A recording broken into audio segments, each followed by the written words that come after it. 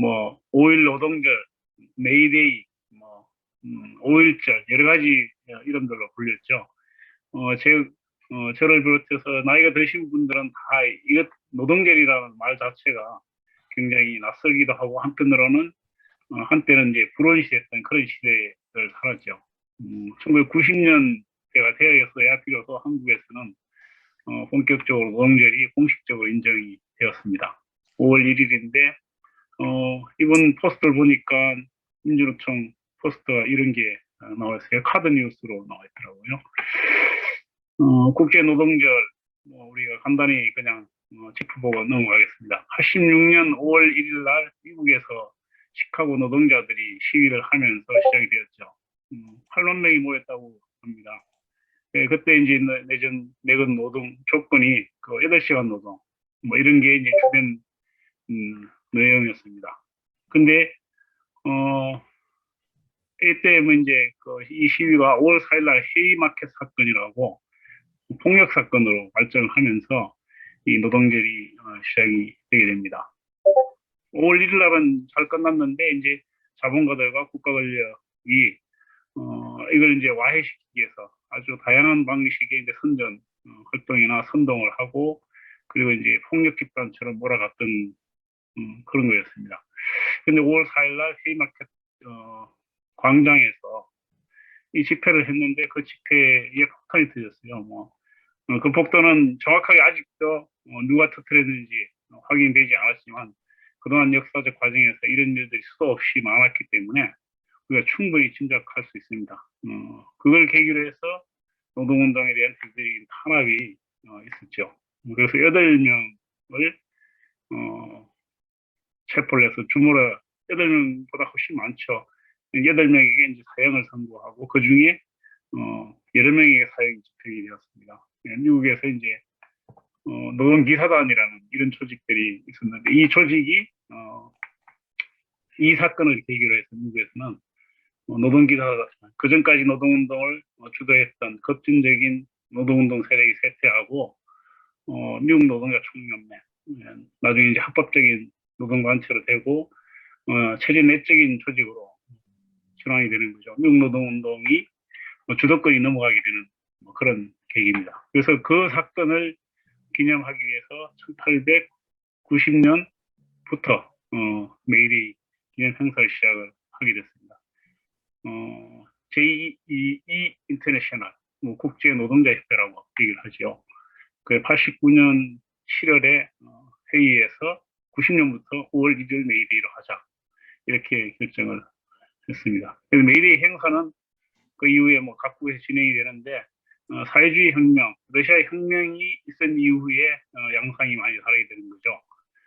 러시아를 비롯해서 나중에 사회주의 국가가 된 나라에서는 체제에서 그러니까 국가의 행사의 한 부분이 되는 거고 다른 나라들에서는 노동자들의 자체적인 행사가 되는 겁니다. 그래서 모양이 달라지는 거예요. 그렇게 되는 거죠. 각국의 노동절이 5월 1일만 있는 건 아니고 뭐 여러 나라들이 보니까 다르더라고요. 그래서 미국이나 캐나다 같은 경우는 9월 첫째 주, 뉴질랜드는 10월 넷째 주, 일본은 12월 23일. 대체로 사회주의에 대한 반감 이런 것들이 작용한 게 아닌가 이렇게 생각이 됩니다. 한국도 3월 10일이 노동절로 불리다가 나중에는 근로자의 날로 불렸었죠. 사진을 보면 이런 겁니다. 그러니까 이 8시간 노동하고 살고 싶다. 지금은 이제 주 40시간인데 이것도 이제 지금은 긴 노동 시간이죠. 지금 현재 생산력 발전 이런 걸로 본다면 이 헤이마켓 사건입니다. 이 폭탄이 터졌던 거죠. 그걸 계기로 해서 이렇게 이제 주모자가 8명이 체포되었고 이 중에서 이제 하나, 둘, 셋, 넷, 4명이 교수형을 당했고 한 사람은 옥중에서 자살했습니다. 그리고 3명은 장기형을 받았습니다. 이걸 계기로 스파이스나 파슨스 이런 사람들이 주도하던 노동기사단의 급진적인 노동운동의 흐름이 쇠퇴하고 보다 합법적인 미국에서는 이런 노동운동이 자리를 잡게 된다고 합니다. 그 이후에 뭐 인터내셔널 대회 모습입니다. 미국에서 있었던 이거는 1909년 뉴욕에서 메이데이 행사 모습이고, 이건 1890년 5월 1일, 그러니까 최초의 1회 그러니까 메이데이 행사라고 할 수 있겠죠. 그래서 메이데이 역사를 보면 좀 이렇게 되어 있습니다. 10시간, 8시간 노는 경치가 굉장히 중요한 과제였죠. 뭐 여러분도 잘 아시겠지만 우리나라도 1980년대까지 8시간 노동을 한다는 게 사실 꿈 같은 얘기였죠. 뭐 저도 그러니까 80년대 후반에 기아자동차 하천 공장에서 일했는데, 제가 그때 잔업을 너무 많이 해가지고 매일 11시까지 잔업하고 일요일 날 특근하고, 그리고 그러니까 주 1회 내지 2회 정도 철야하고, 그래서 이게 보니까 잔업을 많이 할 때는 한 160시간 정도 했더라고요. 그러니까 거의 잠자는 시간하고 밥 먹는 시간 뭐 빼고 나면 없는 거죠. 그래서 일요일 날은 일 끝나고 나면 5시 끝나니까 일요일 날은 계속 잔업 안 하니까 갈 데가 없어가지고, 이제 낮이 너무 환해가지고 갈 데도 없고, 그런데 술만 먹었던 이런 생각이 납니다. 한국에서 8시간 노동이 굉장히 길지 않은, 근데 지금 사람들은 잘 모르겠죠. 이제 러시아 혁명 후에 메이데이 행사의 모습이 달라지는 겁니다. 러시아 같은 경우는 국가적 차원에서 메이데이 행사를 진행을 했던 거죠. 그리고 이게 이제 시간이 흐르면서 보면 이게 러시아 포스터, 그리고 이렇게 이제 공정광장에서 노동자 행사를 하는 모습입니다. 재밌는 건 이게 이제 1970년대로 그러니까 알고 있는데, 그러니까 이렇게 메이데이 행사가 이제 좀 양상이 달라지는 겁니다. 그전에는 이렇게 이제 초기에는 이른바 이제 혁명을 지키고 사수하고 노동국가로서의 그러니까 러시아를 자랑하는 이런 것인데, 이게 사회주의 70년대 이제 소련은 사실 사회주의 여러 가지 문제를 안고 있었음에도 불구하고 공산주의로 가고 있다 이렇게 얘기했던 그런 상황에서 자기 체제를 선전하는 모습, 뭐 이런 겁니다. 이제 이것도 이제 행사를 하고 자전거를 타고 호위하고 있는 이런 모습. 이건 이제 중국의 마오인데, 중국은 사실 뭐 그냥 넘어가겠습니다. 사회주의 혁명 과정에서 중국과 러시아는 전혀 다른 내용을 가지고 있죠. 어쨌든 메이데이는 다 같이 이렇게 했습니다. 그리고 이제 다른 나라, 이 노동운동이 발전하면서 흑인도 참가하고 여성들도 참가하고, 이런 노동운동의 역사와 발전 과정에서 인간의 해방, 이런 걸 지향해가는, 확장해가는 이런 모습들이 볼 수 있습니다. 이건 쿠바하고, 이건 어딘가에 하여튼 뭐 지금 가까운 현대의 메이데이 행사 기념 모습입니다. 이렇게 이제 이 메이데이 행사가 점차 시간이 흐르면서 선진 자본주의 국가보다는 제3세계 국가다 이런 쪽으로 가고 있습니다. 이 방글라데시 노동자 행사, 이제 미국의 트럼프 시절의 노동자 행사 집회 모습입니다. 아마 이 그림은 느낌에 보면 프랑스일 것 같은 그런 느낌이 들죠. 프랑스는 굉장히 가격합니다. 같은 유럽 국가인데도 독일과 프랑스는 많이 다른 것 같아요. 사람도 다르고 역사도 다르고 뭐 문화나 이런 것도 많이 차이가 있고, 우리와 일본이 차이가 있는 것처럼 그런 차이를 가지고 있는 것 같습니다. 메이데이 이렇게 대충 그림을 볼 수 있겠고, 한국에서의 노동운동 또는 뭐 노동절 이런 걸 이제 간단히 보면 1923년 5월 1일 날 조선노동연맹이 주도해서 최초로 노동절 행사를 했다고 합니다.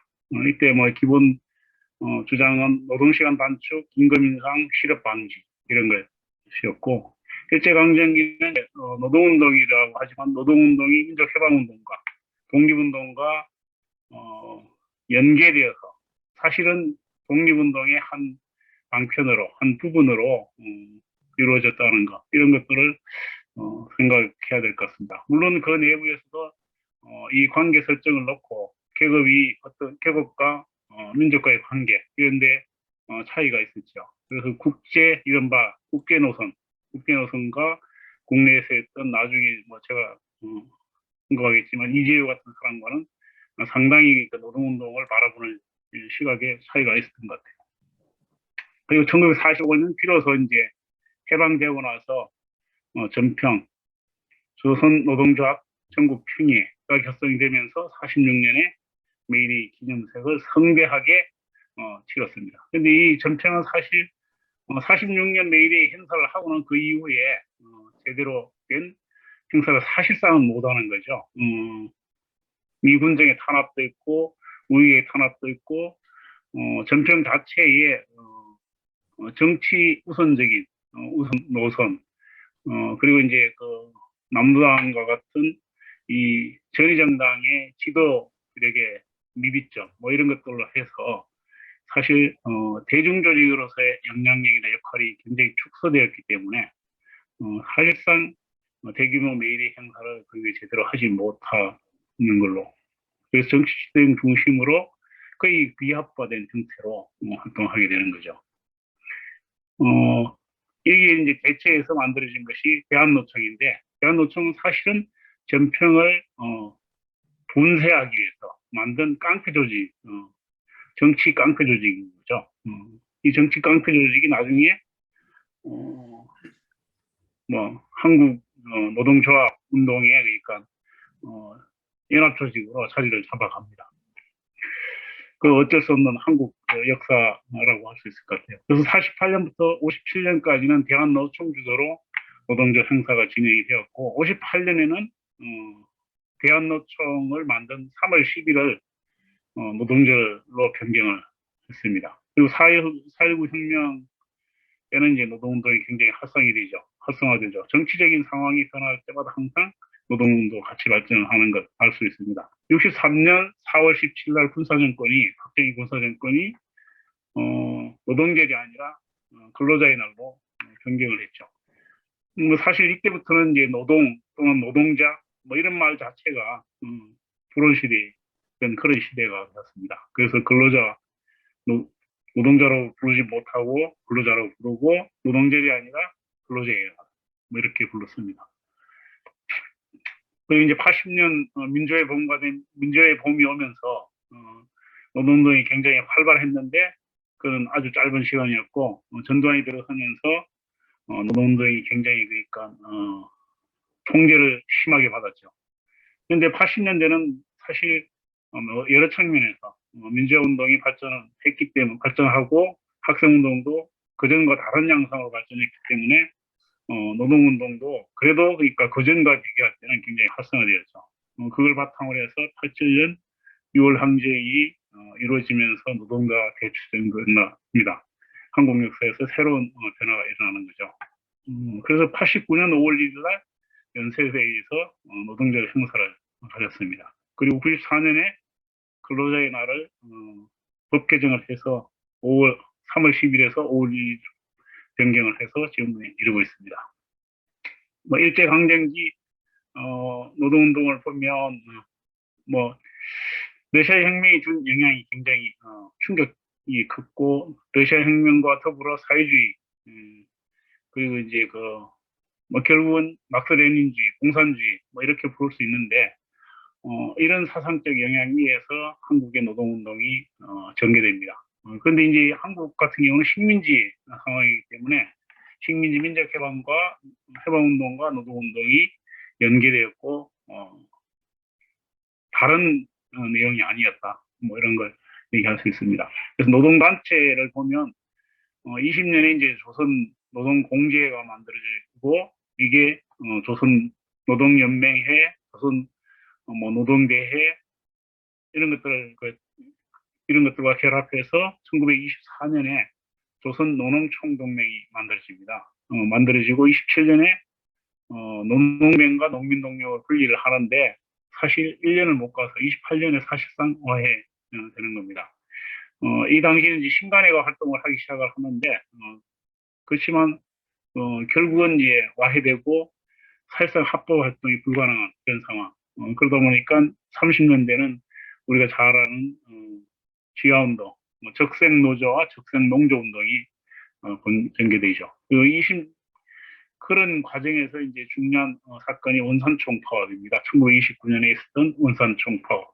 100일 정도에 걸친 원산시 전체가 노동자들뿐만 아니라 원산 시민들까지 그리고 그 당시에 모든 민족운동이 총집결해서 저항했던 노동자 파업이면서 또 한편으로 보면 민족운동이었던 원산총 파업이 결과적으로는 그 당시 그 자체로는 승리했지만 결과적으로는 결국 그러니까 더 이상 발전하지 못하는 1929년은 세계대공황이 일어나고 그 이후에 제국주의 간의 전쟁 상황으로 발전하기 때문에 그런 그러니까 정치적 상황 속에서 노동운동이 더 이상 합법적인 영역을 확보할 수 없는 이런 상황이 되었던 거죠.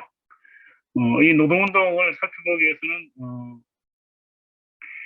사회당 또는 공산당 이런 전위정당 조직의 활동도 살펴봐야 되는데 한국은 아시아에서 가장 먼저 조선인들이 공산당을 만들었죠. 1918년 한인사회당을 물론 국내는 아니고 러시아이긴 하지만 러시아에서 만들었습니다. 중국이 1921년에 만들었으니까 그렇게 비교를 해보면 한국인들이 이 사회주의, 공산주의와 굉장히 처음부터 일찍부터 밀접하게 연계되어 있었죠. 1922년에 있었던 모스크바에서 있었던 극동 그 피아파 민족대회도 보면 거의 60% 이상이 60%가 아니라 한 70% 정도가 조선인 참석자의 조선인이었습니다. 독립운동도 마찬가지고 그래서 우리가 한편으로 보면 한국이 가지고 있는 약점도 많지만 또 한편으로 보면 이 민족해방운동 같은 경우도 식민지가 되는 순간부터 해방될 때까지 그렇게 줄기차게 싸운 세계 역사 전체를 통틀어 보더라도 독립운동 역사를 그렇게 치열하게 싸운 나라가 제가 알기로는 없습니다. 그런 데면서 우리가 충분히 자부심을 가질 수 있는 거고 물론 우리가 워낙 큰 나라 사이에 끼어가지고 분단되는 이런 상황에서 벗어나도 못하고 있지만 어쨌든 그런 그러니까 저력을 가지고 있는 나라라고 생각할 수 있습니다. 근데 한편으로는 이 공산당이 1925년에 만들어져 가지고 비합법적으로 만들어서 활동을 하는데 그게 다 계속 깨지죠. 제대로 활동을 못하면서 계속 깨져서 1929년에 그러니까 코민테른에서 당을 더 이상 이제 내부에 이제 파벌이나 이런 문제도 크고 그러니까 지금 당장 당을 만들지 말고 당을 해산하고 밑으로부터 당을 만들어라 이런 지령에 따라서 사실상 조선공산당이 없어집니다. 없어지고 더 이상 그걸 재건하기 위해서 그 이후에 공산주의 운동은 일제 내내 이루어지죠. 이런 그러니까 당을 가지지 못했기 때문에 이 조선인들은 뭐 국내는 물론이고 국외에서도 다른 나라 당에 들어가서 다른 나라 공산당에 들어가서 두 가지 이중의 과제를 가지고 그 나라의 혁명과 조선의 그러니까 독립, 혁명 이 두 가지 과제를 가지고 싸워야 했습니다. 한국 내에서도 이 당을 재건하는 과정에서 여러 가지 자기 서클 형태의 조직들이 활동을 하는데 그 과정에서 이른바 분파들이 형성이 되었고 이게 해방 후에 조선공산당 그리고 남로당으로 이어지는 공산당 당 조직에도 좋지 않은 영향을 미쳤습니다. 이건 그 유격전이 그러니까 쓴 노동 야학 독본이라는 건데 이런 걸 보면 이때 이제 한국에서는 노동을 문명개화 노동자 또는 뭐 노동 이런 거를 문명개화와 애국의 한 수단 방편으로 벌어온 것 같아요. 그러니까 노동운동 또는 노동자 의식을 갖기 이런 과정을 우리 자체로만 걸어갔다면 굉장히 시간이 많이 걸렸겠죠. 그런데 식민지가 되고 그 식민지 상에서 러시아 혁명이 나고 이 러시아 혁명을 바라보면서 독립운동의 한 중요한 수단으로 우리가 생각하면서 급진적으로 사회주의 사상을 받아들이면서 한국에서의 노동운동이나 이런 것들이 전혀 다른 양상으로 전개되는 거죠. 러시아 혁명이 준 충격은 너무 컸습니다. 이 한국에 보면 이 레닌인데 1920년 모스크바에서 회의하면서 레닌 바로 오른쪽에 이 앉아 있는 이 양반이 이제 박진순이라고 이동희 그러니까 상해 임시정부 국무총리를 했던 이동희의 오른팔 중에 한 사람이었죠. 그래서 이렇게 굉장히 그러니까 국제공산주의 운동의 수령이지요. 수령과 바로 옆에 앉아서 회의를 하는 이런 모습을 볼 수 있습니다. 이게 일찍부터 우리 한국인들이 공산주의 운동과 사회주의와 깊은 연관성을 가지고 있다 이런 걸 볼 수 있고 이게 페테르부르크에서 집회를 할 때 대중 집회할 때 보면은 태극기가 여기 보이지 않습니까? 그러니까 1920년이라고 하는데 연대는 뭐 정확한지는 모르겠어요. 아마 1920년 또는 그 이후에 1922년일 수도 있는데 여기 보면 레닌 같고 이렇게 이제 등장을 한다는 것은 조선인들이 굉장히 많다는 걸 얘기하는 거죠. 그리고 이제 상해 임시정부 우리가 알다시피 처음에 만들 때 이승만 대통령이었고 총리가 이동희였는데 이동희는 최초로 그러니까 한인 사회당을 만든 사람이죠. 그래서 좌우를 연합해서 임시정부가 만들어졌습니다. 물론 이동희가 이제 탈퇴하면서 사회주의자들이 오랫동안 임시정부와 관계없는 우파 중심의 임시정부가 되지만 마지막에 김원봉이 합류하면서 김원봉은 뭐 공산주의자라고 얘기하기는 어렵겠죠. 어렵지만 어쨌든 민족 좌파 그리고 공산주의도 수용할 수 있는 이런 인물이었는데 김원봉이 합류하면서 다시 마지막에 좌우 연합 으로 그러니까 이루어집니다. 충칭 임시정부는. 그리고 이 당시에 이제 독립운동은 우파였어도 다 반제국주의 입장 이런 걸 표방을 했는데 반제국주의는 결국 제국주의란 뭐 간단히 얘기하면 고도로 발전한 자본주의 이런 건데 반제국주의라고 얘기한다면 다른 말로 자본에 반대하는 자본주의에 반대하는 그런 입장을 견지했다는 거죠. 물론 자본주의에 반대하지 않았지만 실제로 임시정부도 강령이나 나중에 이제 정책이나 이런 걸 보면 국유화라든지 주요 산업 국유화라든지 토지계획이라든지 그리고 이제 우리 재헌업법에 들어있는 그런 내용과 노동보호권, 인민의 생활을 보장해주는 이런 것들을 수용을 하게 되는 겁니다. 그만큼 사실 사회주의나 노동에 대한 개념 이런 것들이 굉장히 이 식민지 시대, 반제국주의 투쟁을 하는 과정에서는 깊이 받아 인정되고 있었다 이렇게 얘기를 할 수 있겠습니다. 이 노동공제가 이제 최초로 만들어진 한국의 노동조직인데 이 창간호 표지라고 합니다. 그리고 이거는 이혼대 공제라고 그리고 영어로 이렇게 같이 썼습니다. 그리고 1923년 5월 1일 날 기독교회관에서 그러니까 처음으로 5월 1일 메이데이 행사를 한 날 기독교 청년회 회관에서 강연회를 했다고 그래요. 그 강연회에 굉장히 많은 사람들이 밤인데 이렇게 많이 모였어요.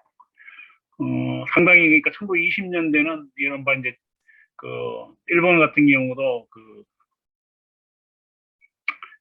조선에 대한 식민 정책이 상당 부분 형식적으로는 완화된 이런 상황이었고 그런 과정에서 이 사상운동이라든지 사회주의 운동들도 활발하게 전개되는 모습을 볼 수 있습니다.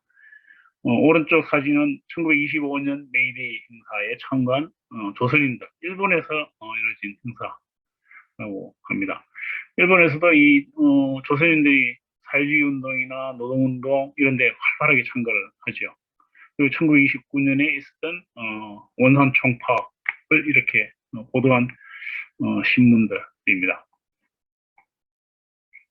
이게 아주 그러니까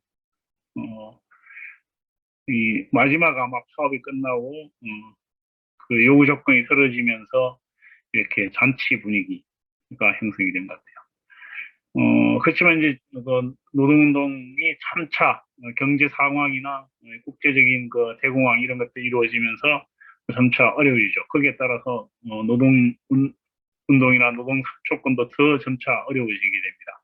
그래서 보면 1930년, 31년에 강주령이라는 노동자가 을밀대 위에 지붕 위에 올라가서 고공농성을 합니다. 우리 그 김진숙 지도위원이 했던 선배라고 할 수 있겠죠. 이 고무공장 파업을 하면서 요구 조건이 안 들어져서 그렇다고 해요. 그 이후에도 그 이후에 강주령은 그런데 이제 아주 굉장히 비극적으로 생을 마치게 됩니다. 고무공장 이런 파업 상황들이 많이 보도되고 있습니다.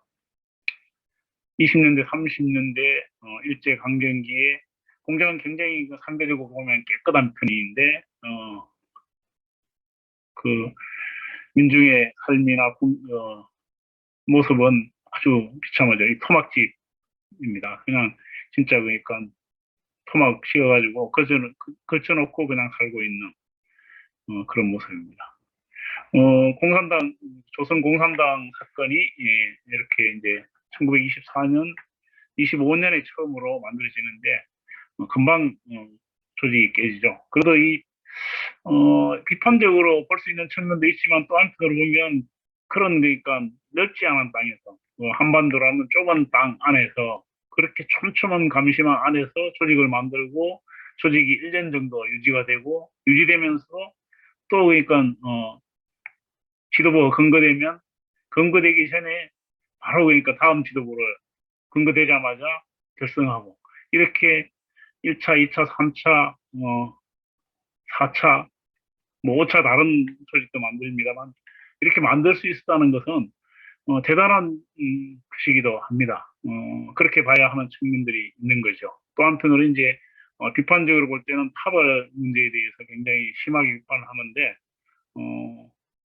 그 어느 나라 운동이든 그런 파벌이 사실 없는 곳이 없죠. 그 파벌 싸움이 과연 조선만의 문제이겠는가? 이렇게 볼 수 있는 측면도 있습니다. 근데 어쨌든 이런 식으로 이제 조직이 깨지는 겁니다.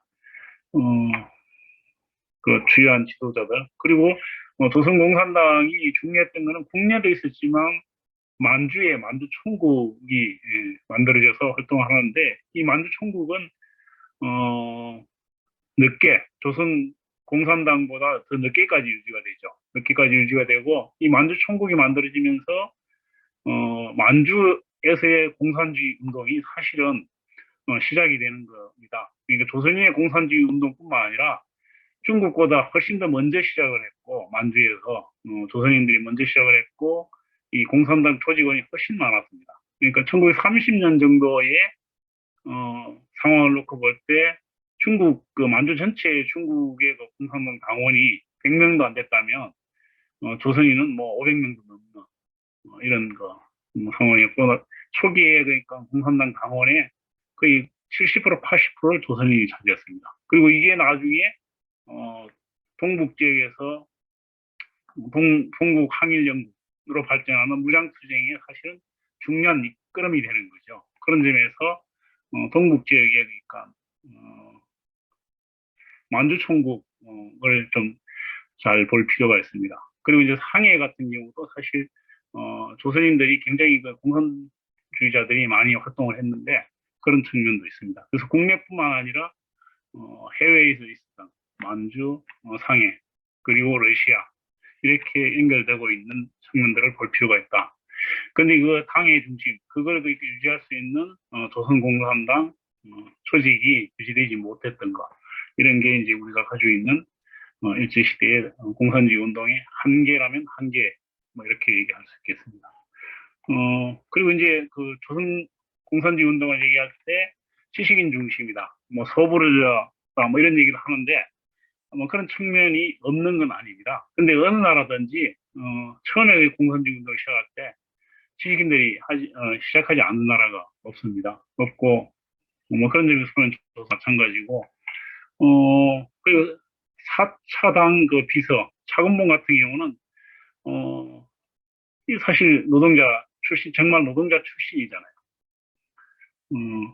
뭐 이런 그러니까 비서가 방비서가 그 짧은 기간에 나왔다는 거는 어떻게 보면 한국 공산주의 운동이 그렇게 만만치 않다고도 얘기할 수 있는 측면이 있다. 저는 뭐 그렇게 봅니다.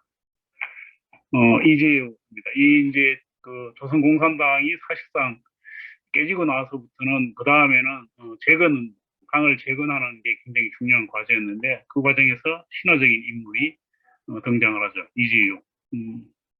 갑산 출신이라고 하는데 한경도 갑산 출신이라고 하는데 하재민의 아들이라고 합니다. 그러니까 처음에는 뭐 이렇게 그 한문 공부를 그 조부한테 세우다가 독학을 하다가 뭐 학교를 여러 군데 다니죠. 국내에서 여러 군데 다니고 일본도 가서 일본에서 이제 그 공부를 하러 갔다가 공산주의 운동에 참가를 하고 28년에 체포돼가지고 감옥살이를 하게 됩니다. 그래서 20년대에는 이제 그렇게 그러니까 두드러진 인물이 아니었는데 서대문 형무소에 나오면서 1930년대에 정말 그러니까 한국 공산주의 운동에서 신화적인 인물이 됩니다.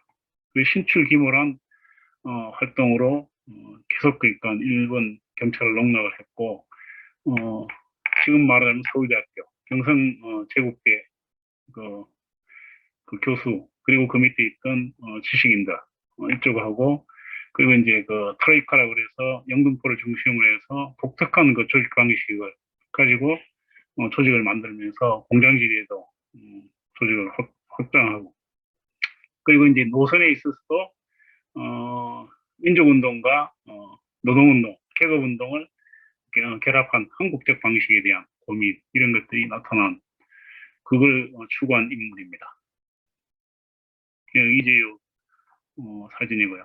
그래서 그 보면 이재우가 사실 그 이재우 그룹이 결국 나중에 박헌영이 지도자로 하면서 경성 콩그룹으로 발전하는데 다 이재우 때 활동했던 이런 사람들이죠. 김삼룡, 뭐 정태식, 여기 나오는 이현상 이런 사람들 우리가 익히 알고 있는 사람입니다. 여기 보면 이제 신화적 인물로서 이제 이재호가 있고 박진호 자기 부인이었죠. 부인이었다가 나중에 이재호가 감옥에 가서 옥사 하게 되는데 박진홍이 다시 그러니까 누굽니까? 그 이태준과 그 연안으로 탈출을 하게 되죠. 재혼을 해서 연안으로 탈출하게 됩니다. 박진홍 그리고 이순금, 이효정, 이관술, 김삼룡, 뭐 이현사 우리가 잘 아는 그런 아주 그러니까 걸출한 인물들입니다. 다 이재우 그룹이죠. 이건 이제 그 박헌영이 1921년 그 상해에서 유학을 할 때 찍은 사진으로 추정이 됩니다. 여기 박헌영이고 여기 이쪽이 이제 그 피터 현이라고 현 피터라고 나중에 여기 이제 주세주 박헌영의 부인된 주세주이죠. 그리고 그 옆에 이 인물이 이 여성이 이제 현 앨리스 나중에 박헌영 1950년대 박헌영 사건이 났을 때 북한에서 박헌영 사건이 났을 때 간첩으로 북한에서 간첩으로 찍은 인물인데 이 그 현 앨리스를 두고 이제 그 다른 뭐 의견을 제기하는 사람도 있어요. 정병주 교수 같은 사람은 간첩이 아니었다 이렇게 얘기를 하죠. 그 책도 그러니까 아주 두터운 책을 한 건 썼습니다. 현 앨리스와 그의 시대 뭐 이런 책인데 한번 읽어보시면 시간이 되면 한번 읽어보시면 됩니다. 근데 이 사진이 똑같은 사진인데 이게 좌우가 방향이 바뀌어가지고 나온 사진이더라고요. 이 사진은 이제 조책에, 그러니까, 돌베개 책에 실린 사진이고, 이 책은 인터넷에 떠도는 사진이에요. 이게 어떻게 이렇게 좌우가 바뀌었는지 저는 잘 모르겠는데 하여튼 똑같은 사진이에요. 그리고 여기 나오는 인물들에 대해서 정병준 교수가 저 책에 보면 이렇게 이제 잘못된 그동안 우리 흔히 그러니까 떠들던 얘기로 누구다 뭐 여기 호지명도 있다 이렇게 얘기했는데 아니다 뭐 이런 얘기를 하는 그런 설명이 있습니다. 여기 박진홍하고 이렇게 나중에 두 사람이 연안으로 탈출을 하죠.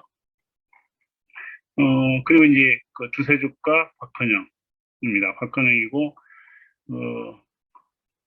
이 주세죽이 결국 나중에 그 김다냐 친구였던 아주 절친한 동기였던 김다냐와 재혼을 해서 김다냐는 1937년 소련에서 간첩으로 처형당하죠.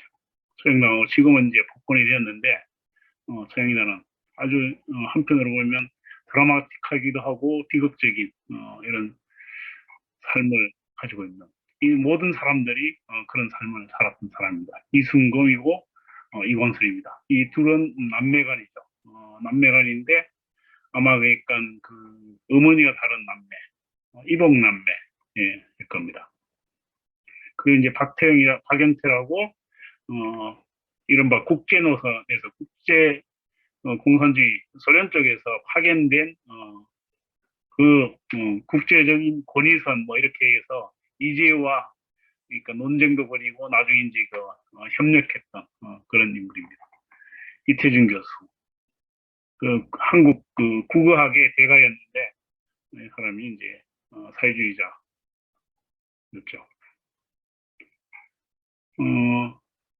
이건 이제 건국동맹 여운형 선생이 어떻게 이 사진이 찍혔는지 모르겠는데 이 사진이 남아있어요. 건국동맹 결성할 때 사진이라고 하는데 딱 결성 당일은 아닐 거고 아마 그 전후에 찍은 사진일 거로 보입니다. 그리고 그 밖에 이제 국내에도 뭐 여러 가지 이렇게 이제 20년대 말, 20년대가 아니 30년대 말, 40년대가 되면 작은 사건들이 일어납니다. 뭐 이제 학병이나 징집 이런 걸 반대해서 산속에 숨어서 그 대표적인 인물이 이제 하준수. 나중에 이제 남도부라고 불린 이런 사람인데 이 사람이 이제 저쪽 산속에 들어가서 일본에 반대해요. 이런 인물들이 여러 있습니다. 근데 이 사람들의 가장 중요한 이때 이제 목표는 일제가 패망을 하면은 우리말로 하면 이제 전 민중적인 봉기를 해야 된다. 그걸 위해서 준비해야 된다. 무장투쟁을 준비해야 된다. 뭐 이렇게 왔고 그 무장투쟁 세력과 손을 잡기 위해서 만주에서 항일투쟁을 하는 무장단체와 연계를 갖는다. 국내 신공작전을 펴면 그때 이제 봉기한다. 이런 생각들을 많은 사람들이 했어요. 그러니까 막연하지만 사실 그러니까 항일투쟁에 대한 그런 기대를 가지고 있었던 거죠. 그리고 이제 여운형 같은 경우도 다양한 방식으로 국외와 연결하려고 했습니다. 조선노영대 김은보입니다. 이제 연안 쪽에 공산주의 또는 사회주의자들 또는 좌파들이라고 할 수 있는 이런 세력들이 모인 집단이죠. 조선노영대는 이렇게 이제 결국 쪼개져가지고 그 김원봉은 임시정부 쪽에 남고 주력은 북상을 해서 연안으로 이동해서 결국 중국 공산당의 군대가 됩니다. 그게 이제 조선 의용군이 나중에 조선 의용대가 조선 의용군으로 바뀌는데 이 규모나 숫자 면에서는 나중에 이제 북한 정권이 수립될 때 이 조선 의용군 출신 또는 조선 의용대와 관계가 맺었던 사람들이 가장 많았고 한국 전쟁에서도 그 주력 부대였습니다. 주력 부대였고 이 전투력이 대단했다고 그래요. 그러니까 이 중국 국공 내전 당시 해방 전투를 치를 때 이른바 치를 때 이 조선 의용군들이 가지고 있었던 전투력이 중국 군대가 1 정도라면 이 조선 의용군은 1.5 이 정도였다고 평가를 합니다. 김원보 그리고 우정 최창익, 박이룩 이런 사람들입니다. 그러니까 연안에서 활동했던 사람들이죠. 그리고 이제 이 사람들은 이제 간도 공산당, 간도에서 공산당 사건이 국내에서도 공산당 사건이 1, 2, 3, 4차에 걸쳐 나는 것처럼 간도에서도 간도 공산당 사건이 3차까지 납니다. 1927년, 1928년, 1930년 이렇게 나는데 1930년 이후에는 모두 그러니까 중국 공산당에 가입을 해서 활동을 했기 때문에 그 이후에는 뭐 더 이상 조선 공산당 사건, 간도 사건 뭐 이런 것들은 나지 않지만 결국은 이 사람들이 다 그 맥을 이어서 이어지는 거죠. 근데 조선인들이 중국 공산당에 활동을 하다 보니까 결국 민족 문제가 생겼고 그 민족 문제 때문에 민생당 사건 뭐 이런 게 났습니다. 그 민생당 사건의 희생자들입니다. 보면 이 사람들이 결국 마지막에는 이제 무장투쟁을 하는데 무장투쟁이 동북 항일 연군으로 발전을 하죠. 이 지역에 이 남만주 지역 그리고 동만주 지역, 북만주 지역 크게 보면 이 세 개 지역인데 세 개 지역에서 주요한 인물들이 조선인들이 굉장히 많습니다. 초기에 무장투쟁을 시작할 때 조선인들이 사실은 뭐 거의 주도를 했고 나중에도 끝까지 수적으로는 결국 중국인들이 많지만 중요한 핵심 간부들을 조선인들이 많이 맡았습니다.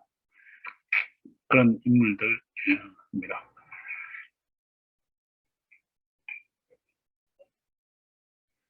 그리고 일제 말기가 되면 뭐 이런 그러니까 징용, 징병 뭐 이런 거고 이제 군함도라는 영화에서 우리가 봤던 이런 장면입니다.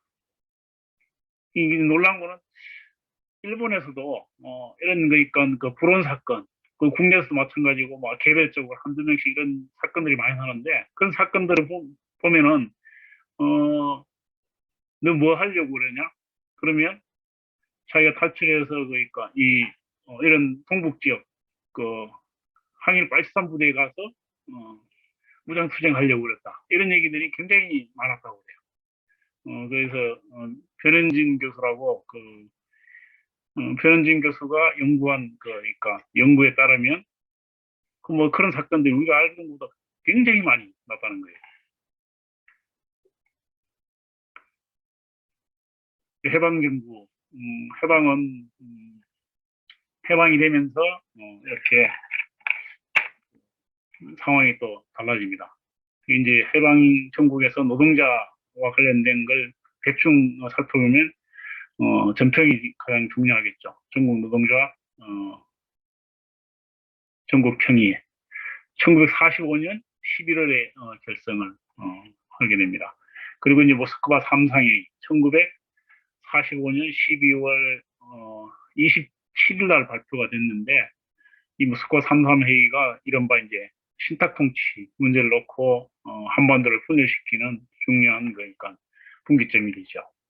그 1946년 9월 총파업이 있고 10월 때는 이 총파업과 연결돼서 총파업이 바로 발전한 것은 아니지만 총파업이 발단이 되어서 10월 민중항쟁, 인민항쟁으로 발전합니다. 그리고 1946년이 되면 이른바 자익 3당 합당을 하게 되는데 조선공산당, 신민당, 인민당 이 3당 합당을 하는데 그 과정에서 이 3당 합당이 충분히 원래 목표했던 대로 이루어지지 못합니다. 그래서 좌익 분열이 한편으로는 일어나죠. 그래서 또 다른 한편으로는 결국 그래도 그러니까 남로당으로 좌익 세력이 거의 그러니까 대다수 집계를 하지만 한편으로는 분열된 부분들 이런 부분도 남아있다. 그리고 1946년 3월에 이제 대한촉성노동총연맹 이게 이제 대한노총이라고 불리는 조직인데 만들어집니다. 이 뭐 대한노총은 우리가 잘 아는 이제 전두환이 김두관이나 이런 깡패들이 중심이 돼가지고 전평을 박살내기 위해서 파괴하기 위해서 만든 노동조직이라기보다는 정치 깡패 조직이죠. 이게 이제 전평이 사라지는 차리를 대체해 가는 과정이 46년, 47년부터 일어나기 시작합니다. 그래서 1948년 8월에는 한국 정부가, 대한민국 정부가 수립될 때는 대한노동총연맹이라는 이름으로 이름을 바꿨습니다. 전투는 사실 그러니까 47년 6월쯤에는 미군정이 불법화 선언을 해요. 그래서 이때 되면은 이때부터는 제대로 활동을 못하는 거죠. 그리고 48년 2월 7일 구국 투쟁이라고 해서 총파업 투쟁을 벌이는데 이 투쟁은 사실은 대중적인 투쟁이라기보다는 거의 남노당과 함께하는 그 파괴적인 방식의 투쟁이었죠. 그리고 제주 4.3 사건, 그 남북 연습회의 4월 달에, 그리고 50 총선, 이런 과정을 거쳐서 남과 북의 두 개의 분단 정부가 수립이 되고, 남한에서는 전편과 같은 이런 그 진보적인 노동운동은 사실 자리를 잡지 못하고 사라지게 됩니다. 해방 이후 감옥에서 나온 사진입니다. 근데 이 장면에 등장하는 사람들을 나중에 그 학자들이 찾아봤는데 찾지를 못했다고 그래요. 이거 역사에 이름을 남기지 못했다고 합니다.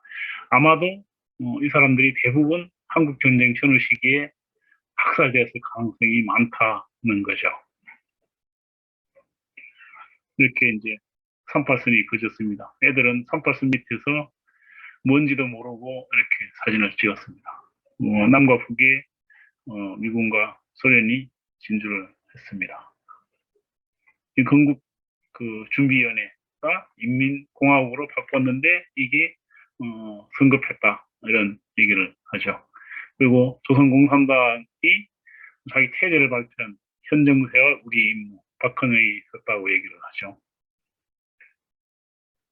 당시 이제 조사를 해보니까 정치 체제에 어떤 게 좋냐 얘기를 하니까 사회주의가 70%다. 아마도 이 사회주의라는 게 우리가 지금 말하는 사회민주주의 같은 그런 체제라고 얘기할 수 있겠죠. 공산주의하고는 다른 거죠. 공산주의는 여기 7% 나왔는데, 하여튼 기본적으로는 그러니까 산업 국유화를 비롯해서 농지개혁, 그리고 개인의 사적 소유를 제한하는 이런 방식의 사람들이 공감하고 있었다는 겁니다. 전평이 결성되는 모습이고, 전평은 산별 체계로 조직이 되었지만 사실 산별 조직으로 가지고 있는 강점을 제대로 발휘했다고 얘기하기는 어려운 상태입니다. 모스크바 3상회의 전평의 깃발이 날립니다. 남과 북이 다른 상황이 조성이 되고, 남쪽에서는 특히 이제 위조 집회 사건, 정판사 사건이라고 얘기하는데, 위조 집회 사건이 나면서 남쪽에서 굉장히 궁지에 몰리게 됩니다. 그래서 서북 청년은 서북 지역의 여러 그러니까 반공 청년 조직들이 뭉쳐서 만들어진 건데, 서북 평안 청년회 이런 조직들도 있었어요. 이런 조직들이 공공연하게 이제 이런 전평이라든지 아니면 조선공산당이라든지 이런 진보 단체를 습격해요. 이렇게 차를 몰고 가면서 습격을 합니다. 그리고 미군정이 뒤에서 수습한다고 그러면서 좌익단체를 오히려 이제 공격하고, 이런 습격한 폭력배들은 아무런 그러니까 처리하지 않는 이런 방식으로 계속 약화시키는 거죠. 총파업 선언입니다. 46년 9월 총파업. 민주노총 대구 지부에서 나중에 만든 이런 전단을 만들었습니다. 그리고 이게 발단이 되어서 4월 총파업이 발단이 되어서 12월 인민항쟁이 발전했고, 이 인민항쟁을 통해서 사실 농민운동 조직들이 굉장히 많이 파괴되었고, 그리고 좌파들도 파괴했습니다. 그리고 이 3당 합당 과정에서 좌파 내부에 공산당 내부에 이른바 대해파가 등장을 해서 분열을 합니다. 그 대해파의 대표적인 인물이었던 강진입니다. 강진이고, 이 사람은 김철수 같은 경우는 2차 당대의 책임비서였던 인물이고, 감옥에서 해방을 맞은 사람이에요. 그러니까 투쟁 경력이나 이런 측면에서 볼 때 결코 그러니까 재건파 경선 콩그룹에 뒤지지 않는 이런 인물들입니다. 근데 이런 인물들이 사실 대접을 전혀 못 받아요. 그러니까 재건파 중심의 당 운영, 일방적인 박근영 이런 것에 대해서 굉장히 불만이 많았죠. 그 냉전이 강화되면서 한반도에 이제 분단 위기가 찾아오는 거죠. 이제 이런 모든 문제가 쌀 문제였어요. 그러니까 대중투쟁을 할 때마다 노동자도 보면 늘 등장하는 게 쌀 구호, 쌀을 달라고 그러는 그런 구호였습니다. 남북연석회의 그리고 이제 우파 내부도 분열이 이루어지는 거죠. 우파가 분열되는 가장 중요한 계기는 장덕수 암살 사건입니다. 장덕수를 김구가 지령해서 암살했다. 뭐 이렇게 본 겁니다. 미군 정도 그렇게 봤고 우파도 그렇게 봤습니다. 그래서 우파가 분열을 하게 되고 김구는 이렇게 미군전에 직접 출두를 해서 그러니까 검사의 질문에 답해야 되는 이런 치욕을 당하죠. 결국 이게 계기가 되면서 우파가 분열되고 김구가 남북연석회의 쪽에 손을 잡는 좌우합작 운동과 손을 잡는 이런 그래서 나중에 연석회의 참석하게 되는 겁니다. 그리고 이제 좌우합작 운동이 때 진행될 때 가장 중요한 역할을 했던 여운형이 1947년에 암살당했죠. 이 여운형이 암살된 자리를 메꾸는 게 이제 홍명희가 중요한 역할을 하게 됩니다. 홍명희는 우리가 잘 알고 있다시피 임꺽정의 그러니까 저자이기도 하죠. 저자이기도 한데 정치 활동을 초기에는 안 했는데 나중에 1946년, 47년부터는 굉장히 열심히 정치 활동을 하고 결국 남북연석회의나 좌우합작운동 이런 쪽에 굉장히 중요한 역할을 사실은 했습니다. 했고 그래서 북쪽에 남았죠. 돌아오지 못하고 북쪽에 남았습니다. 이 홍명희와 같이 앉아있는 정인보인데 사돈지간이에요. 정인보의 딸과 홍명희의 그러니까 아들이 결혼을 했죠. 이 홍명희 아들이 홍기무인데 이 공산주의자이고 이 영향을 많이 받았다고 합니다. 김원봉도 결국 북쪽에 남았습니다. 좌우합적 남북 연석회의를 하면서 그 북쪽에서 보낸 편지, 김일성과 김두봉의 이름으로 그 김규식에게 보낸 김구 선생에게 보낸 편지입니다. 저는 필사본이라고 그래요. 그 원본은 아니고 그 내용을 필사를 해서 남겨놓은 자료입니다. 남북 연석회의 남겨고요. 그리고 50총 선거 결국 막지 못하고 50총 선거가 실시했고 남쪽에서는 남한 단독 정부가 수립이 되었습니다. 북쪽에서도 마찬가지로 북쪽 단독 정부가 수립되었습니다. 홍명희가 북쪽에 남아서 부수상이 되었죠. 박헌영, 김책이 부수상입니다. 한국 정부가 수립되면서 노동운동을 보면 이 남한 체제가 그러니까 아주 헌법은 남한의 그러니까 헌법은 굉장히 진보적인 내용을 많이 담고 있었는데 실제로 그 진보적인 내용을 실현하지 못하는 그런 조직체가 됐죠. 그 파시즘 반공 체제가 되었고 결국 전쟁이 나면서 민간인 학살과 경찰국가 뭐 이렇게 됩니다. 그리고 대한노총 같은 경우는 원래 정치 조직으로 출발했던 것처럼 사실 뭐 노동자의 이익을 대변하는 조직이라기보다는 정치단체로 활동을 하게 되죠. 그래서 이승만이 그 세 번째 그러니까 후보로 대통령 선거에 출마해야 된다. 이런 그러니까 관제 데모를 하는데 동원되고 합니다. 그래도 1950년 전쟁 중에 있었던 조선방직 노동쟁이 뭐 이런 것들은 우리 노동운동사에서 기억할 만한 그런 내용으로 이해되고 있습니다. 그리고 이제 부산 미군 노동자들의 파업 뭐 이런 것도 있었습니다. 그리고 이제 50년대 말에 우리가 한 가지 그냥 기억해 둬야 할 것은 이런 그러니까 대한노총의 의형노총, 관제노총에 저항해서 거기에 대항하기 위해서 전국노동조합협의회 뭐 이런 것들을 만들기 위한 새로운 단체를 만들기 위한 활동이 이루어지는데 그 이제 대표적인 인물이 김말령 선생. 지금은 돌아가셨지만 이 김말령 선생입니다. 재헌헌법의 내용이 보면 뭐 이런 내용들이 들어있어요. 그러니까 근로자의 단결, 단체 교섭과 단체행 등의 자유는 법률 범위에서 보장된다. 영리 목적으로 하는 사기업에 있어서는 근로자는 법률이 정하는 바에 의하여 이익의 분배에 견정할 권리가 있다. 이 분배 편정권이 재헌헌법에 들어 있습니다.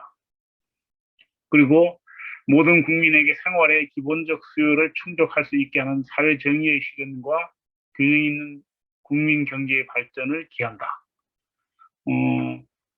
각인의 경제상의 자유는 이 한계 내에서 보장이 된다. 이거 사실 뭐 사회주의적인 내용이에요. 그러니까 유진호 박사가 이 재헌헌법을 마지막 전문위원으로서 기초하는데 굉장히 중요한 역할을 했는데 그렇게 표현을 해요. 그러니까 이 경제는 사회주의적인 내용을 담고 정치는 자유민주적인 체제 뭐 이렇게 됐다. 그렇게 얘기를 합니다. 농지분배도 헌법에 분명하게 그러니까 명시를 했습니다. 뭐 광물 자원의 국유화, 국영 또는 공영. 예, 보면 우리나라는 경제 문제에 있어서 개인주의적 자본주의 국가의 체제를 폐기하고 사회주의적 균등의 원리를 채택했다. 이거 유진호 박사가 헌법 회의라는 책을 썼는데 이 회의에서 이렇게 얘기를 했습니다. 그러니까 이게 이게 계속 이제 약화되는 거죠. 그나마 이제 아직도 이런 요소들이 경제 그러니까 요소들이 조금은 남아 있는데 그것마저 이제 없애려고 제가 몇 조인지 지금 기억을 못 하겠는데 그렇게 지금 난리를 치고 있죠. 그렇게 보면 사회가 발전한 것 같으면서 한편으로 보면 굉장히 해보한 측면들이 많은 거죠. 뭐 이게 김두한입니다. 이게 대한노총 이런 거 만드는데 대한노총은 이 사람이 만든 건 아니지만 그러니까 전평을 분쇄하는데 중요한 역할을 많이 했죠. 가서 뭐 수십 명, 수백 명을 죽였다 이렇게 얘기하는데 그건 뻥이고 사실 실제로 살인을 해서 미군들이 체포돼가지고 사형 선고를 받고 겨우 살아나기도 합니다. 이 대한노총에 그러니까 전부 뭐 이승만 앞에서 이렇게 했습니다. 대의원대에 그래도 이렇게 플랜카드에 임금 보장하라고 대한노총 이름으로 걸기도 했습니다. 전쟁 나고 나서 부직 이런 사진이 있는데 이 사진이 이승만 정권 시대의 경제 상황을 보여주는 굉장히 중요한 사진, 상징적인 사진이라고 생각이 듭니다. 뭐 노동절 기념대회 이런 걸 하는데 그러니까 1952년에 부산에서 정치파동 날 때 대한노총 이런 데서 동원이 돼요. 대원 뭐 따쁠 때 민중당, 백골단, 민중자결단 이런 속에 사실은 대한노총 출신들이 여기 가서 그러니까 이승만에 반대하는 세력들 파괴하고 이런 역할을 하는 거죠. 조선방직 파업 모습입니다. 조선방직이 이제 이건 1960년대 모습이고 내부 사진입니다. 이건 파업하고 있는 조선방직 파업하고 있는 모습. 김말령 선생 책 김말령 평전이 나왔죠. 전노협 출연과 노동단체의 분열상, 뭐 분열상이라고 얘기를 했는데 이런 얘기. 내가 너무 시간이 길어지네요. 4.19 혁명과 노동운동 뭐 이렇게 4.19가 나면서 이 노동운동이 활성화됐습니다. 그냥 사진만 보고 넘어가겠습니다. 5.16이 났고요. 군사정권 그리고 이제 경제개발이 가장 중요한 그래서 울산에 공단이 가장 먼저 세워지죠. 울산 구로공단입니다. 수출을 위해서 여성 노동자들 가발이 60년대에 굉장히 중요한 가장 핵심적인 산업 중에 하나였죠. 싸우면서 건설하자. 박정희 아마 이 구호를 다 기억을 하고 계실 겁니다. 울산 현대조선소, 중단하면 전진, 도약, 뭐 이런 서울로 모여들어서 서울의 창가가 터져 나옵니다. 서울로 모여드는 모습, 농촌에서 전부 보따리 사들고 다 몰려들어서 그래서 전태일 선생이 근로기준법을 지켜라 이렇게 문신 자살을 합니다. 골방에서 16시간 노동 어머니 이소선 어머니 청계천 모습입니다. 청계천 주변에 이렇게 이제 판자촌들이 형성이 되어서 이 판자촌을 철거해서 보낸 것이 이제 성남으로 보냈죠. 광주로 그러니까 그 당시는 광주군이었습니다. 그리고 이제 이걸 뜯어내고 정비를 해서 이렇게 고가도로를 지금은 없어졌지만 고가도로를 만들었죠. 이 청계천이 이런 모습으로 바뀌었습니다. 이 당시 이제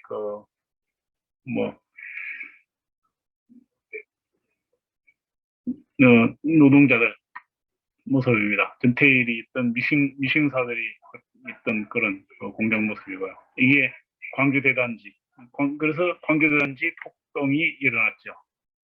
완전히 사람이 살 수 없는 곳이나 마찬가지였습니다. 지금 뭐 전쟁 나서 그러니까 임시 수용소 같은 그런 모습이죠. 이때 여기 뭐 이렇게 사람이 몰려 사니까 비가 오면 완전히 그냥 화장실도 없어가지고 그냥 똥이 다 떠다녔다고 그래요. 그래서 이때 뭐 심지어 그러니까 배가 고파서 사람들이 인육을 먹었다 뭐 이런 얘기까지 들어왔어요. 지경이니까 이게 이제 경제 개발의 어두운 그림자였습니다. 그걸 막 힘으로 누르기 위해서 이제 유신헌법, 유신체제가 들어섰습니다. 그리고 유신체제만으로 안 되니까 긴급조치를 작동을 했죠. 그러면서도 또 한편으로 이제 계속 경제 건설이 됩니다. 노동운동은 이게 이제 통일방지, 똥물을 끼얹고 이 총각 운동입니다. 뭐 반나체 시위를 했는데도 그냥 다 잡아갔습니다. YH 무역입니다. 최순영 지부장이죠. YH 결국 갈 데가 없으니까 이제 신민당사로 들어갔습니다. 마침 이때 이제 김영삼 총재 당선이 되었고 신민당에서 받아줬습니다. 근데 군대를 경찰을 투입을 해서 강제 진압을 했고요. 그 과정에서 김경숙 노동자가 사망했습니다. 그러니까 그 집으로 돌려보내고 집에 가 해서 블랙리스트를 만들고 조사하고 이렇게 했죠. 여기 보면 이 YH 농성장인데 노동운동 탄압하는 군부독재 타도 뭐 이렇게 써 있습니다. 그러니까 우리가 70년대 민주노동운동의 한계 뭐 이런 걸 종종 얘기를 하는데 정치의식이 부족하다 이렇게 얘기를 하지만 사실 그렇게만 볼 수 없는 거죠. 이 자체가 정치 투쟁의 성격을 가지고 있었습니다. 이제 부산에서 부마 항쟁이 납니다. 그리고 12.6이 나오고 민주화의 봄, 80년 민주화의 봄이 왔습니다. 근데 양김이 분열됐고 사북에서 노동자들의 파업이 일어났고 사북 사태라고 부를 만큼 폭력적인 모습을 띄었습니다.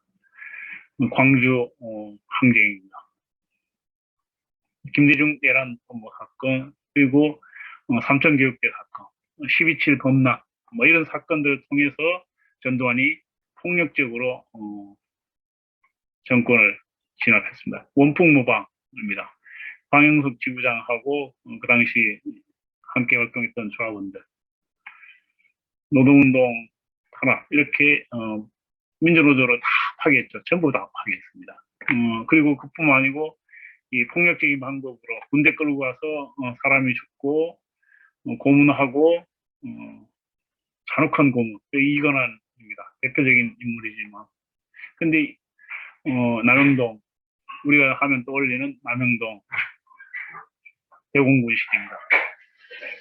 근데 이들보다 훨씬 더, 그러니까, 이것보다 더, 그러니까, 소외된 지역에 더 콘스러운, 상황을 맞았던 사람들이 이제 납북 기관어부들하고, 제일 조선인, 간첩단 사건의 피해자들입니다. 사실 제가 이제 이쪽을 지금 많이, 그러니까, 조사하고 하는 일을 하는데, 정말 납북어부들 같은 경우는, 이 사람들은 정말 교육도 거의 못 받았어요. 국민학교도 못 나온 사람들이 수두룩하고, 중학교 나온 사람도 없다시피 해요. 12살, 14살에, 배를 타다가 북한에 잡혀가서 돌아와가지고, 그냥 고문당해서 간첩이 되는 겁니다. 그래서 7년, 15년, 무기, 이렇게 받아요. 그리고 고문을 당하는 내용도 보면 정말 기가 찹니다. 우리가 이제 남행동 고문을 보지만, 보안대가, 주로 이제 이걸 만드는 거는, 납북 같은 경우는 보안대에서 많이 해요. 그러니까 중앙정보부는 쪽팔리니까, 이건 잘 안 건드리는 거예요. 근데 이제 보안대는 지역보안대, 보안사뿐만 아니고 지역보안대에서 주로 많이 했습니다. 그러니까 정말 말도 안 되는 내용을 조작한 거죠. 그리고 이제 간첩단 사건은 보안대가 아니고 보안사에서 많이 합니다. 그러니까 보안사령부에서 해요. 보안사령부에서 하는데, 예를 들면 이 서승 같은 경우는 북한에 갔다 왔죠, 사실. 갔다 왔는데 일주일 갔다 왔어요. 서준식, 동생 서준식 선생이 그렇게 얘기를 하죠. 자기 일주일 갔다 오고 나서, 하루에 1년씩 내가 그러니까 형량을 선고받았다. 그러고 나서 7년 살고 나서 보안처분으로 해가지고 10년을 더 살았잖아요. 그리고 김성효 같은 경우는 이분은 그러니까 이 고문을 당해가지고 고문후유증으로 정상적인 삶을 못 살았어요. 제일 간첩단 사건도 정말 그러니까, 얼마나 이놈들이 나쁜 놈들인지 이런 걸 절실하게 느낄 수 있는 이런 일들입니다. 이철 같은 경우도 사형을 선고받았었죠. 이 부산미 문화원 방어 사건입니다. 대우자동차, 홍영표, 지금 홍영표 의원, 그리고 김우중 회장입니다. 이른바 학생 출신들이 노동운동에 이제 들어가서 활동을 하기 시작하면서 나타난 결과들이기도 하죠. 그리고 이제 심상정 의원입니다. 이른바 이제 구로 동맹 파업입니다. 같은 1985년에 일어났죠. 그리고 부산미 문화원 방화 사건, 건국대 애학수련 사건, 이런 것들이 이제 일어납니다. 그리고 87년 6월 민주항쟁, 이한열, 박종철, 체류탄 항쟁, 6월 항쟁의 절정. 굉장히 재밌는 사진이죠. 민주헌법 쟁취, 국민운동본부. 사실 이 국민운동본부는 잘 알지만 야당과 민주 세력이 연합한 그런 조직이었습니다. 노태우가 6.29 선언을 해서 결국 이렇게 6월 항쟁은 결과가 됐습니다. 이렇게 해서 여기 대통령 선거에 나왔던 세 사람이 대통령이 됐습니다. 노동자의 투쟁은 제가 안 하겠습니다.